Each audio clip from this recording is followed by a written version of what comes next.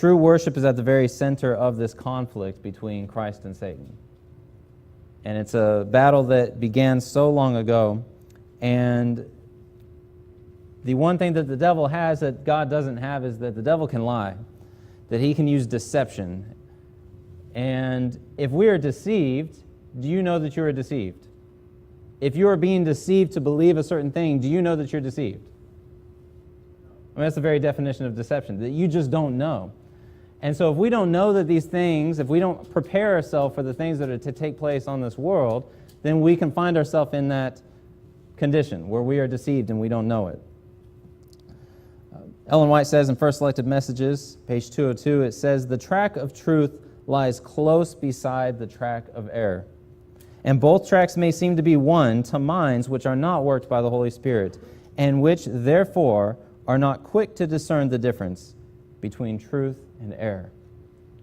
Now, if I were to give you, you've heard the analogy before, if I were to give you a $3 bill, would you be deceived by that? If I walked into a store and I tried to pay for something, would they accept that? They would see me right out the door. True deception and a true counterfeit is as close to the truth as possible, right? So someone is only going to counterfeit, a $20 bill, a $50 bill, a $100 bill, and the only way for us to know the counterfeit is to understand the what? The true, right? So we need to be looking at both sides here. Revelation 12 and verse 17 sums up this conflict. And how is it that we can end up on the right side of this conflict?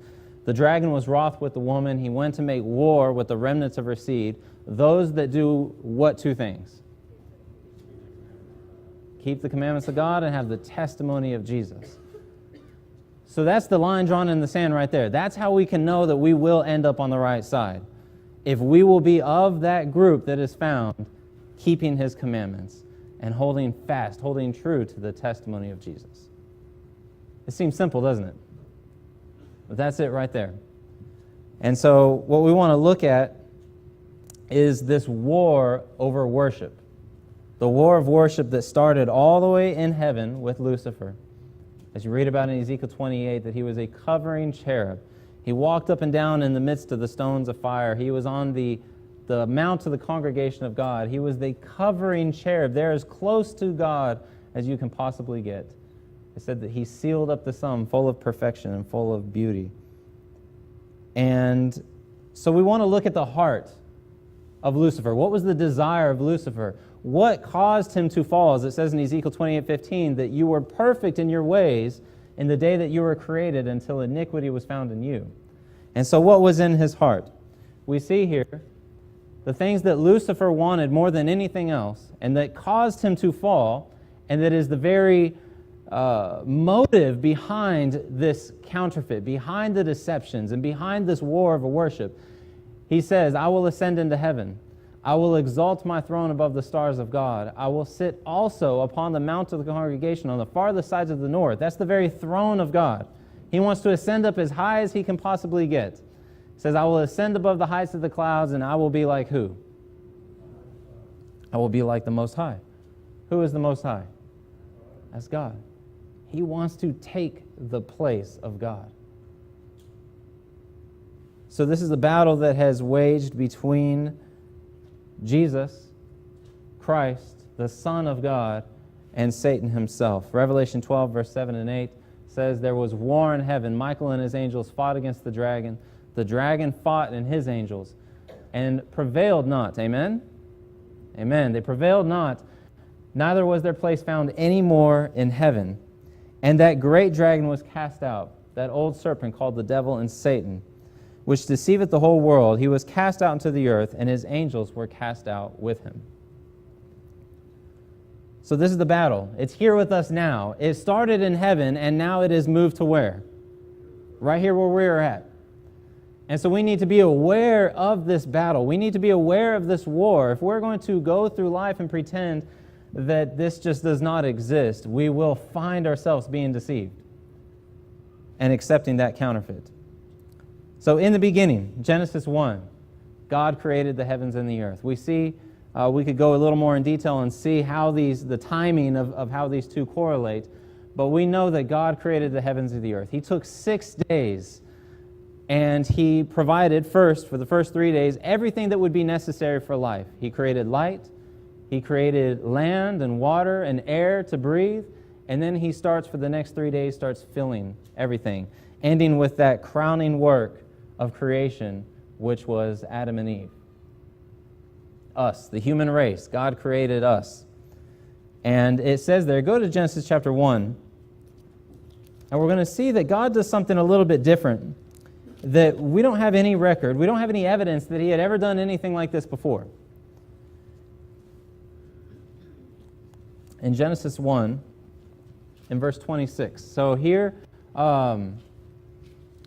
we see in Ezekiel 28, it says that Lucifer, who was that covering cherub, it says that he was in Eden, the garden of God. So Eden, at some point in time, was in heaven before it was here on this earth. So as God is making and creating earth, we can see by that timeline that sin had already happened before the human race. Okay? And so now notice what God is doing here. As he creates man, notice what he does to him. In Genesis chapter 1 and verse 26, it says, "And God said, let us make man in our image, after our likeness." Do we have any evidence in the Bible or any examples anywhere else that God had done this to any other created being? That he created them in his image and in his likeness. I believe all creation bears the image of God in perfection of character, but it wasn't just the image of God, but it was also to be in his likeness. And notice what it goes on to say. It says, "And let him have dominion over the fish of the sea, over the fowl of the air, and over the cattle, and over all the earth." Do we see any other created beings given dominion, given their own kingdom? Adam was set up as monarch over the world, and he was given dominion. And notice what else he says to them. Verse 27, "So God created man in his image. In the image of God created he him. Male and female created he them. And God blessed them and said unto them, Be fruitful and multiply, replenish the earth and subdue it." Something else that God gave to humanity was the power to create through procreation. Now notice all of these things were things that Lucifer would have wanted. Lucifer desired to have a kingdom above his own kingdom. Lucifer wanted to take on the very place of God, which was the God of the universe. He had dominion over the universe. God was the creator. Did Lucifer have the power to create? No, he didn't. And so we see here, almost as if it's in response to Lucifer, God gives the things to man that which Lucifer desired. Lucifer wanted to sit on the very throne of God, did he not? What does God promise to us in Revelation 3 and verse 21? It says, "To him that overcome, I will grant to sit with me on my throne." The very thing that Lucifer wanted more than anything was to sit on the very throne of God as if he was God. And here God has created the human race in the very image and likeness of God. And he's promised us now that we can share his very throne to those who overcome. And so the human race becomes a response to Satan. It becomes the answer to the sin problem. And so here we are in Genesis chapter 2. Look at this. Genesis chapter 2, verse 1. It says, "Thus the heavens and the earth were finished, and all the host of them. And on the seventh day God ended his work which he had made, and he rested on the seventh day from all his work which he had made. God blessed the seventh day and sanctified it, because that in it he had rested from all his work which God created and made." So here, before sin was ever brought here to this world, before sin ever entered into the human race, God institutes the Sabbath. He sets aside a holy day, and he has given it to man. As Jesus says in Mark 2:25, he says, "The Sabbath was made for man." And so God here gives it to man. And a common question is asked, why don't we see God commanding Adam and Eve to keep that Sabbath? Have you ever wondered that? Why, for those proponents against the Sabbath, against keeping the seventh-day Saturday Sabbath, an argument that is often brought up is, why don't we see a command here in Genesis chapter 2 where God says, keep this Sabbath? Have you ever wondered that? Is it even a good question? Do you think it's a good question? Think about it for a second. It'd be nice to see, okay, well, God commanded Adam and Eve to keep the Sabbath. The Sabbath existed long before there was ever a Jew, long before the Ten Commandments were ever given to Moses at Mount Sinai. Notice something in verse 3. It says, God blessed the seventh day, sanctified it, because that in it he had rested. Past tense. Could God have given the command on the sixth day for Adam and Eve to keep the Sabbath day holy when it was not yet holy? He had to first rest on it. After that he had rested, he declared for it to be holy. And Adam and Eve, created in the very image and likeness of God, are going to repeat the very same thing that God has done, to work the next 6 days and to continue working, or to continue resting every seventh day. God couldn't have commanded Adam and Eve to keep that Sabbath because he had to rest on it. He had to make it holy first, and he has declared it holy because that is the day that he rested on. Does that make sense? And so here we have a memorial of creation, a memorial of the work that God has done. God has now created something that we don't have evidence that he has ever created before. He has made the human race in a way that we don't have evidence that he has done anywhere else in this universe. And now the Sabbath stands as a memorial of that creation. It stands as a memorial of the Creator himself. So now, do you not think that Lucifer, now we see in Genesis chapter 3 that he's there at that tree of the knowledge of good and evil? He's there. He wants to cause man to fall into sin. Do you not think that that would be one thing, a memorial of the Creator himself to be destroyed, to be taken away? He wants to set himself up in the very place of God, and the one thing that is a memorial to God himself, you don't think that he would want to destroy that? As we know how the story goes, sin did enter into this world. Adam and Eve did fall. They fell into temptation. They ate of that tree. And we see in Genesis chapter 3 and verse 15, God gives the very first prophecy. And it was an answer to the sin problem. What was going to be the solution to the sin problem?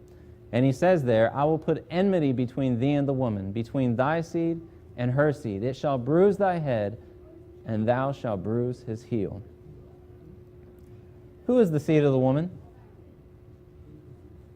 It's Jesus. Who is God talking to when he gives this prophecy? Was he talking to Adam and Eve? Does anyone know? He was talking to the serpent. He says here, he says, I will put enmity between thee and the woman. He's talking to the serpent. He's given a prophecy to the serpent himself that the serpent will be destroyed. And the one to destroy him is going to be the seed of the woman. Now, it's very interesting when we look at genealogies in the Bible, the work and the credit for procreation from one seed to the next, to the next, to the next, the credit of it is actually given to the man. Adam begat Seth, Seth begat Enos, Enos, Canaan, Canaan, Mahalalel. It goes all the way down the list. But what's different about this? God is prophesying that it's going to be the seed of a man or the seed of the woman. It's the seed of the woman. So here, God is actually letting the serpent know, letting Adam and Eve know, that it's going to be supernatural. This is not going to be the normal work of just procreation from one man to the next, to the next, to the next, through his wife, but it's going to be through the woman without the work of a man.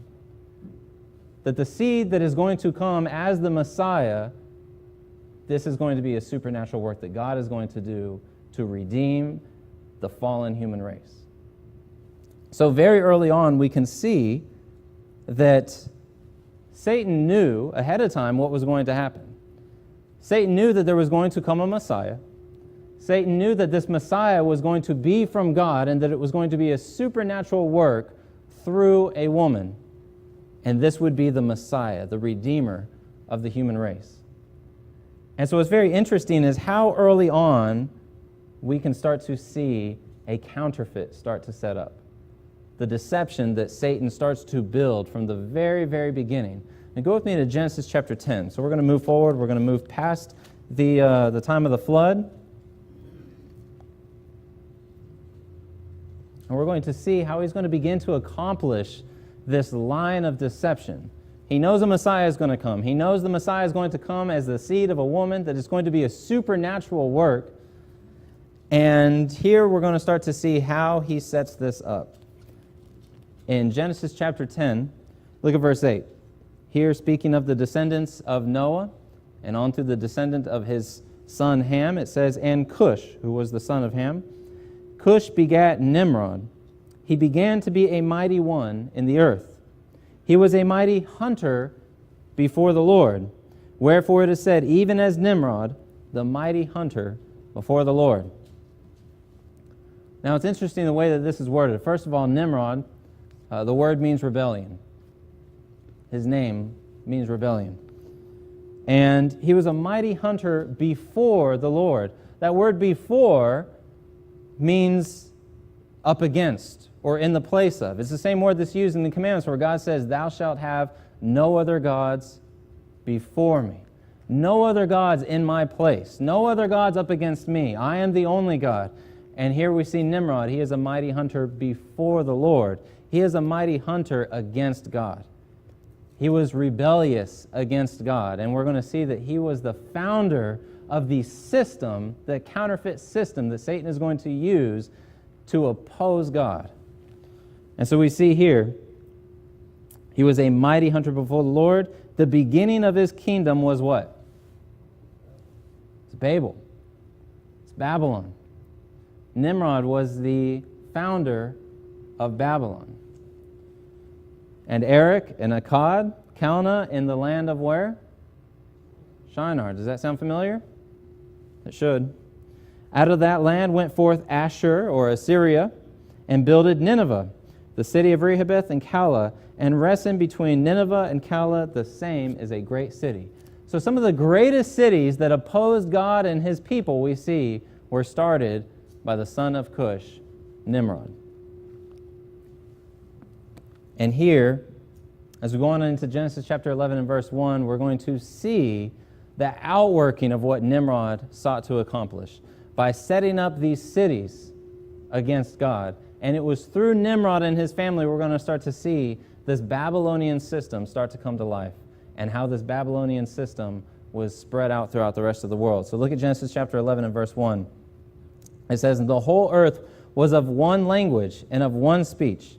It came to pass as they journeyed from the east that they found a plain in the land of where? Shinar. And they dwelt there. They said one to another, go, let us make brick and burn them thoroughly. And they had brick for stone, and slime had they for mortar. And they said, go to, let us build us a city and a tower whose top may reach unto heaven, and let us make us a name, lest we be scattered abroad upon the face of the whole earth. So don't miss this. This is the prophetic structure for everything. This system, Babylonian system, that is going to stand as the antithesis to God's kingdom in Jerusalem. All of it is right here. Here we have a one world government. Right here in Genesis chapter 11, the very first one world government. One language, one government. These having one mind. This tower, this collaboration between the builders of Babylon was built in defiance of God himself. God had given directions to Noah and his descendants. What were they to do? The same thing he told Adam and Eve. Be fruitful, multiply, fill the earth. And what did they say they wanted to do? They wanted to make this city and build this tower lest we be scattered abroad. So we want to build this tower in direct defiance of the commandments of God, which was to fill the whole earth. There are some of the characteristics of Babylon right here. They wanted it to reach the heavens to escape God's judgments.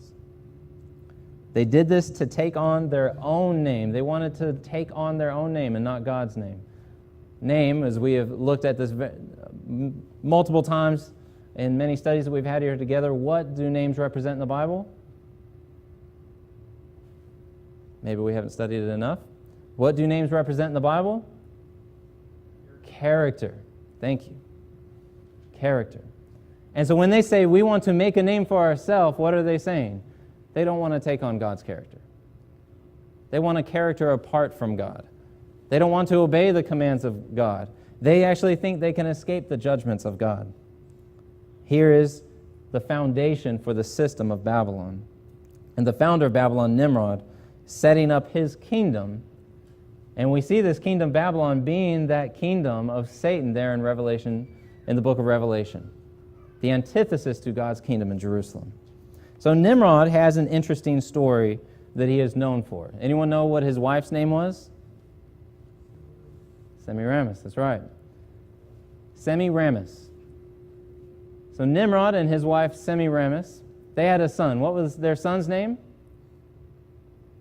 Tammuz. And so the interesting story, and this is Babylonian mythology, but we're actually going to start to see some of this come into play and how this started to deceive God's people throughout the Bible. So Nimrod, he married Semiramis. Nimrod, this mighty hunter before the Lord.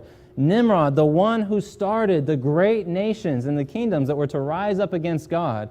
Nimrod becomes the first deified person, him and his wife, a god queen and a god king. And as they started to raise up in popularity, it is said in the myth and the legend of Nimrod that he was killed. When he was killed, he was chopped up into pieces. The pieces of his body part was sent out to all the kingdoms. And some actually say that it was Shem that did it. We don't know if that's true or not, but this is how the story goes. So what happens, Nimrod, who is supposed to be a god king here on this earth, he's killed. So Semiramis has to come up with a story. Semiramis comes up with a story that Nimrod had ascended up into heaven and he became the sun god. And as he is now deified as the sun god, Semiramis becomes pregnant. And she claims that she was supernaturally impregnated by the sun god. And so now the child that she is now about to give birth to is Nimrod, reborn through her as Tammuz. And so Tammuz, when he is born from his mother Semiramis, becomes the reborn sun god. It's very interesting how that story, and this story dates far, far back before the time of Christ. And that should cause us to question and think for a second. This story that is repeated all throughout the ancient kingdoms here, we see this repeated again. Horus, Osiris, and Isis. Osiris is another name that is given for Nimrod, but it was there in Egypt. Because what did God do to the Tower of Babel? He confounded the languages and he spread everyone out, right? Now it's very interesting when we look at the nations and the civilizations that started to come up very close after the time of the builders of the Tower of Babel, which would have been the Sumerians. The Sumerians are the oldest civilization we've ever been able to find. There's not a single civilization that we have been able to find archaeologically that predates the Sumerians. The Sumerians, Sumer is where Shinar is. The Sumerians were the builders of the Tower of Babel. So when God confounds the languages and spreads them out to the rest of the world, all of a sudden we start to see the Egyptians, the Chinese, the Mayans, the Incans, the Aztecs, all of these civilizations popping up out of nowhere. And they're spread out throughout the whole world. And coincidentally, they all have similar architecture. They all build pyramids and ziggurats. Have you noticed that? Doesn't matter where you go throughout the world, all these ancient civilizations, they all have pyramids and ziggurats. Why do you think that is? Because they all got it from the Tower of Babel. They were all descendants of the Sumerians. And then what's interesting is every single one of these civilizations spread out throughout the rest of the world have an identical religious system of a father, mother, son, where the father is reborn through the mother as the sun god. Every single one of these ancient religions is based off of Babylonian sun worship. And so here's one example of that. There's many examples, and I'm going to give you a list up here in a second. Osiris is just another name for Nimrod. Isis is the mother, Semiramis, and Horus is the sun god that was reborn through Isis. Horus became the sun god. And you can see there, you see the little half moon shape on the top of Isis' head there, and it's got that circle in it. That is a sun symbol placed in the middle of a moon, which is a symbol for the womb. the sun was taken out of the womb. This is the rebirth of Horus, or Tammuz, as the sun god. And we see this mother-son worship repeated in every single ancient civilization. Like I said, from the Chinese, the Incans, the Aztecs, the Mayans, every single one of them, all around the world, have this identical mother-son worship. Is that coincidence? This is Babylonian sun worship. And this is the system that Nimrod and his wife, Satan through them, had instituted in all of the civilizations surrounding God's people, the Israelite nation. And so you can only imagine God's people. Abraham, where did God call Abraham out of? Ur of the Chaldees, that was ancient Babylon. Abraham's father was an idolater. He worshipped idols. Every single one of these idols and this idolatry that was seeping into God's people was based off of this Babylonian sun worship. And God was calling his people out from this. So Semiramis, as the story goes, she died and she became the moon goddess. And so we can just see how that goes. Here's a list. Every single nation, the Israelites, Phoenicians, Babylonians, Assyria, Greece, Rome, Egypt, they took the same. When we go from Babylon, Medo-Persia, Greece, Rome, when we see this system, as it's passed down from the Greeks to the Romans, for example, it's the same gods, they were just renamed. We can see Zeus, they just renamed it to Jupiter. The statue there that used to be the statue of Jupiter is now in St. Peter's Basilica, and guess what name is given to it now? St. Peter. It's the same system. It's just been renamed. And it's all based off of sun worship. We can see these symbols permeating through our life here today, through that Babylonian system of worship that has now been perfected through the Catholic system. It was Rome and then pagan Rome. Papal Rome simply adopted the worship of Mithra that was the worship of the sun there in the Empire of Rome. You can see there that Roman coin down there. It's the sun within the half moon. That's Tammuz being reborn as the sun god. At Mass, you see Pope Francis there. He's got that sun, and what he'll pull out is that wafer host from that half moon, which is a symbol of the rebirth of Tammuz. The Sumerian picture in the top right-hand corner, you see the half moon with the sun in it. Islam, you have the half moon with the sun in it. You see the logos, all of them obsessed with the sun and the rising of the sun. It permeates our world today, and it has always existed. This is the Babylonian system of sun worship. The symbols are everywhere. You see Ra there with the big red circle on top of it. That's a picture of the sun. Egyptians worshiped the sun. They had different names for it. All gods convened together into that one great god, which was the sun god. Babylonians did the same thing. In Babylon, they had 36 gods. And you can see an example here. This is a Sagia Solis, sun seal. This was an amulet that would be worn representing the number 36. So in this box here, you would see all the numbers from 1 to 36 arranged in such a way as that no matter where you add up the lines here, it equals 111. 111 6 times with the 6 boxes there equals 666.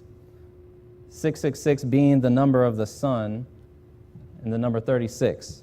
The number 6 was a significant number for the Babylonians. For the Sumero-Akkadian numerological system, they used the sexagesimal system. What number system do we use today? Do you know? It's called the decimal system.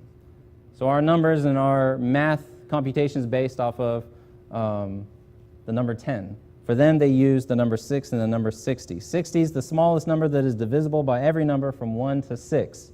That is, it is the lowest common multiple of 1, 2, 3, 4, 5, 6. The numbers 36 and 360 were also significant because they were both divisible by 6. Their year was a cycle of 360 days. They had divided the universe and the zodiac, the constellations. They believed that when people died, of course, they were taken up into heaven, and they divided the zodiac into 36 divisions, and there are 360 degrees. The Babylonians established 36 gods, and it was in their pantheon to rule over 10 degrees of time and 10 degrees of space, and every single one of them together represented the sun god. And the Babylonians worshiped the sun god Marduk. He was the Babylonian sun god. So when we see in Daniel chapter 1, when Nebuchadnezzar came, he besieged Jerusalem. He took the articles that were in the sanctuary, and it says he brought them into the temple of his god. His god was the sun god Marduk. And so we see this war that's always been waged between Babylon and Jerusalem, between God's people and this system of sun worship. In Daniel chapter 3, there was an image that was raised up. How many of you know what the dimensions of the image were? It was 60 cubits high by 6 cubits wide. And that's assuming that it was also 6 cubits in depth. It was 60 by 6 by 6. They used these measurements because of their obsession with the number 6 and the number 60 and the number 666, because the number 666 was the number for the sun. Peter calls Rome Babylon in 1 Peter 5, verse 13. Rome had actually adopted this identical number system, and they established their numbers based off of the Roman numerals. There were 6 Roman numerals. You add each of those Roman numerals up together, it equaled 666. I, V, X, L, C, and D. Go with me to Deuteronomy chapter 4, or here we got Deuteronomy 4 and verse 19 right here. It says, "Beware not to lift up your eyes to heaven and to see the sun and the moon and the stars, all the host of heaven, and be drawn away and worship them and serve them." Because it was the worship of the sun, the moon, and the stars that was the complete antithesis to the worship of God. God, the creator of the heavens and the earth, or worship the creation. So what and how did God try to separate his people from the surrounding of paganism and idolatry? Every single nation in the world ran with this identical system. Every single one of them was based off of the Babylonian sun system of worship. Each of them had different names, but it was all the same. Go with me to Ezekiel chapter 20. And we can see what God was just trying to do from the very beginning. Even there at the foot of Mount Sinai, what did they make? They made a golden calf. You see the picture of the golden calf in the Egyptian mythology there, with the horns being in the shape of a half moon and the sun being right there in the middle of it. That golden calf that they made right at the foot of Mount Sinai was returning back to the sun worship they had learned there from Egypt. In Ezekiel chapter 20 and verse 7, God speaking to them, it says, "Cast ye away every man the abominations of his eyes. Defile not yourselves with the idols of Egypt. I am the Lord your God. But they rebelled against me and would not hearken unto me. They did not every man cast away the abominations from their eyes, neither did they forsake the idols of Egypt. Then I said, I will pour out my fury upon them to accomplish my anger against them in the midst of the land of Egypt." In verse 9 it says, "But I wrought for my name's sake, that it should not be polluted before the heathen, among whom they were, in whose sight I made myself known unto them, in bringing them forth out of the land of Egypt. Wherefore I caused them to go forth out of the land of Egypt, and brought them into the wilderness. I gave them my statutes. I showed them my judgments, which if a man shall do, he shall live even in them. Moreover also I gave them my Sabbaths, to be a sign between me and them, that who might know? That they might know. That the surrounding world might know how it is you can be recognized among the heathens and the pagans and the idolaters. The Sabbath was given as that sign that separated them from the rest of the world. And look at verse 20. It says, "And hallow my Sabbaths, and they shall be a sign between me and you, that you may know that I am the Lord your God." God is drawing the line. He says, worship the Creator or worship the creation. This Babylonian system of sun worship, it may surround God's people, but God is saying, I gave you my Sabbath to distinguish between you and them, and that they may know by looking at you that you serve me. This was the sign that was given to them. In Jeremiah 7 and verse 18, it says, "The children gather wood, the fathers kindle the fire, and the women knead their dough to make cakes for the queen of heaven." That was Semiramis, or Ashtoreth. You see in 2 Kings that it says that they were making baskets for Ashtoreth, and to pour out drink offerings unto other gods, that they may provoke me to anger. Jeremiah is saying this to Jerusalem as they are about to be destroyed. And why were they about to be destroyed? Because they continued in this worship of the sun, to continue in this worship of the Queen of Heaven. We have a picture here of Semiramis and her son Tammuz. And we can see that the names through this system has just been renamed to Mary and Jesus. But it is really Semiramis and Tammuz. As Jerusalem was being taken over by Babylon, Daniel and his 3 friends had been taken in. Ezekiel is given a vision of the sanctuary. And I want you to go with me to Ezekiel chapter 8. I want you to see what God is now showing Ezekiel as Jerusalem is about to be destroyed. There's nothing else that God can do for his people. He has showed them over and over and over his truth. He's shown them over and over the Sabbath, his statutes, his laws, and his judgments, what God wanted to do to be able to bless them in this covenant that he had with his people. But they rejected the covenant. In Ezekiel 8, we'll begin at verse 12, it says, Then he said unto me, Son of man, hast thou seen what the ancients of the house of Israel do in the dark? Every man in the chambers of his imagery? That's his imagination. For they say, The Lord seeth us not, the Lord hath forsaken the earth. He said also unto me, Turn thee yet again, and thou shalt see a greater abominations. This is what he's given to Ezekiel. He's saying, here's greater and greater and greater abominations. And you'll see what the greatest abomination was. Verse 14, it says, Then he brought me to the door of the gate of the Lord's house, which was toward the north, and behold, there sat women weeping for who? For Tammuz. Tammuz, who was the sun god, now through the different stages of the year and the solstices, from the rising of the sun to the setting of the sun, Tammuz was believed to die and to be resurrected multiple times throughout the year. This weeping of Tammuz, as it began to be refined and changed into the system that we see today, is that 40 days of Lent. The 40 days of weeping for Tammuz, which ends on Easter, or Ishtar, which is another name for Semiramis, as Tammuz is now reborn at the end of this weeping for Tammuz. In verse 15 it says, Then he said unto me, Hast thou seen this, O son of man? Turn thee yet again, and thou shalt see greater abominations than these. And he brought me into the inner court of the Lord's house, and behold, at the door of the temple of the Lord, between the porch and the altar, were about 25 men, with their backs toward the temple of the Lord, their faces toward the east, and they worshipped the sun toward the east.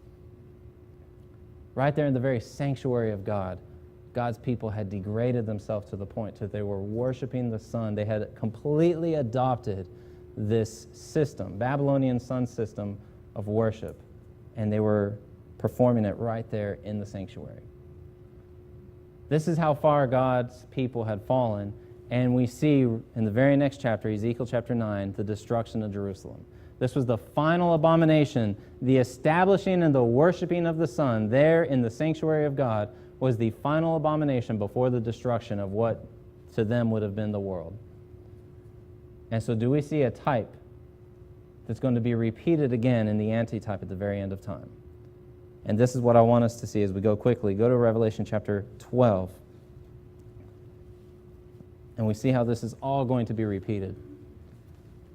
In Revelation chapter 12, we see a counterfeit system that the devil is raising up to deceive God's people. And it's the same system that has always existed. It has not changed. And we'll see there in Revelation chapter 12 and verse 3, we see a dragon. He has how many heads? 7 heads and 10 horns. Who is that dragon? It says there in verse 9, that great dragon was that old serpent called the devil and Satan. So we see the dragon. He is Satan, right? But now Satan is going to use a power here on this earth. It's his emissary. And this emissary here in Revelation 13 and verse 1 is another beast. This other beast rises up out of the sea. It says he has how many heads and how many horns? 7 heads and 10 horns. Upon his horns 10 crowns, and upon his heads the name of blasphemy. In verse 3, or verse 2, the beast which I saw was like unto a leopard. His feet were the feet of the bear, his mouth the mouth of a lion, and the dragon gave him his power, his seat, and his what? His great authority. So here's Satan. He's the one that is to give authority to this power that is to rise up out of the sea. And how long did this power rule? Do you know? It says 42 months in verse 6, but how else was that time frame worded? 1,260 days and times and a half a time, or 3.5 times. So we've got a power here that's been given authority from the one before him. He looks like the one before him. He has 7 heads and 10 horns. He rules for 3.5 prophetic years, and then what happens to him? In verse 4 it says, I saw one of his heads as it were wounded to death. Anyone see any similarities yet? Jesus, he looked like the one who gave him authority. Jesus says, if you see me, you've seen the Father. In John 5, verse 26, 27, for as the Father hath life in himself, so hath he given to the Son to have life in himself, and hath given him authority to execute judgment. So the authority that Jesus came in was the authority given him by his Father. Jesus, after he was baptized, his ministry lasted for how long? 3.5 years. After the 3.5 years, what happened to Jesus? He received a deadly wound. So just as this counterfeit system that Satan is raising up on the world here is identical to the very life of Jesus. And then notice what happens in verse 3. What happens to this wound? This deadly wound was given to this beast here, but then it says his deadly wound would be healed. What happened to Jesus after he received his deadly wound? His deadly wound was healed. He was resurrected. And here's the papacy at the end of his reign of the 1,260 years in 1798. It received his deadly wound, and ever since then, he has been striving to gain himself back into authority and power over the kings of the world. We see this happening little by little. The papacy, through the leadership of the popes, like Nimrod, is seeking to join the world together, not just politically, but spiritually. All the world religions have now recognized the Pope as the Holy Father and the mother of churches. And we can see here him standing with every single religious leader of every single system of worship, and not coincidentally enough, every single one of those systems is based off of sun worship.